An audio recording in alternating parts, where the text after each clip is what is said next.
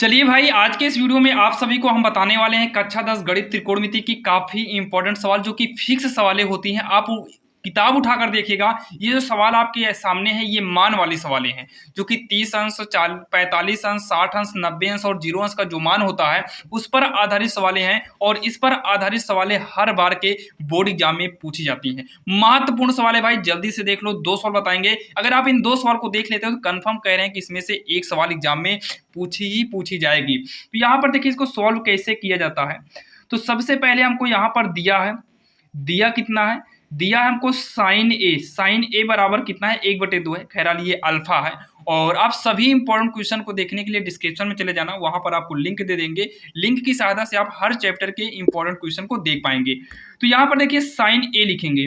अब आप यहाँ पर ध्यान दीजिए 1/2 जो है ये भाई साइन में किसका मान है, तो ध्यान देना, आप इसको तैयार कर लीजिएगा। अगर अभी ना पता हो तो आपको हम बता दें, जो 1/2 है ये साइन 30 अंश का मान है। किसका मान है, ये साइन 30 अंश का मान है। तो साइन 30 अंश करेंगे, साइन से साइन कट जाएगा, अल्फा बराबर कितना आ जाएगा 30 अंश, अल्फा बराबर कितना आएगा 30 अंश। अब इसी के साइड में यहाँ पर कॉस बीटा बराबर कितना है 1/2 है। तो ये हो जाएगा कॉस बीटा बराबर, ये कॉस में अगर देखें, देखिए ये साइन के लिए तो साइन 30 का था, लेकिन कॉस के लिए जो है ये कॉस 60 अंश का हो जाएगा मान। तो कॉस से कॉस को काटेंगे तो बीटा बराबर कितना आ जाएगा 60 अंश।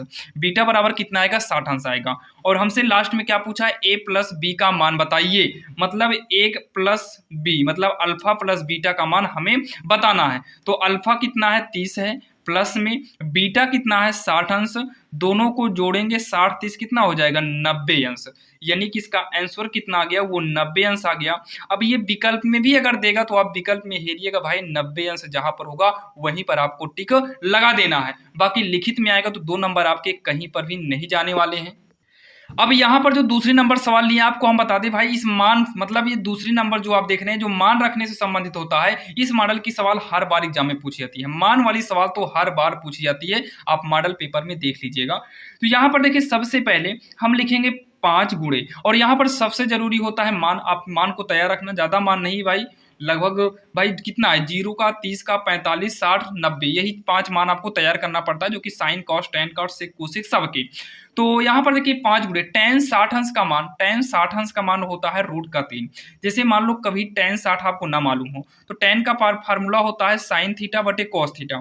तो साइन 60 बटे कॉस 60 करेंगे, और साइन 60 का मान आप तैयार करना, साइन और कॉस का ये कंपलसरी है भाई, इसको तैयार करना पड़ेगा। साइन 60 होता है √3/2 और कॉस 60 होता है 1/2, 2 से 2 कट जाएंगे, √3/1 यानी कि √3 बचेगा। तो जो tan 60 का मान हो जाएगा, tan 60 का मान जो आएगा वो √3 आएगा।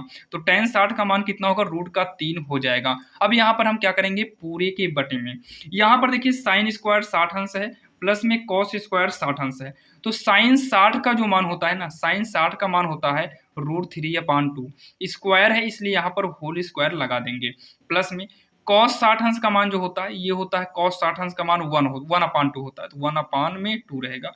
होल स्क्वायर यहाँ पर भी करेंगे, एक बड़े ब्रैकेट में बंद कर देंगे क्योंकि ये ब्रैकेट में था। और इसी के साथ यहाँ साइड में जो है इनटू में है tan 30 का जो मान होता है ये होगा 1/√3 हो जाएगा। कितना होगा, 1/√3 हो जाएगा। ये गुणा करा देंगे तो हो जाएगा 5√3 हो जाएगा पूरे के बटे में। √3 का स्क्वायर करेंगे, अगर कोई भी संख्या रूट में है और उसका स्क्वायर करना हो तो वो रूट से बाहर हो जाएगा।